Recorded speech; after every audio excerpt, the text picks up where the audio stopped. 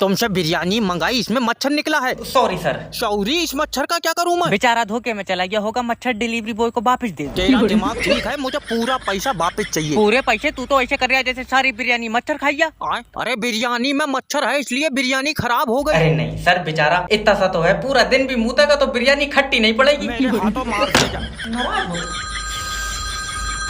Hello sir, मैं जुगाटो की तरफ से जयपाल। तुमने कैसा चिकन भेजा है, ये ठीक नहीं है। चलाएगा देख रहा तू? अजय भाई खाने में ठीक नहीं है।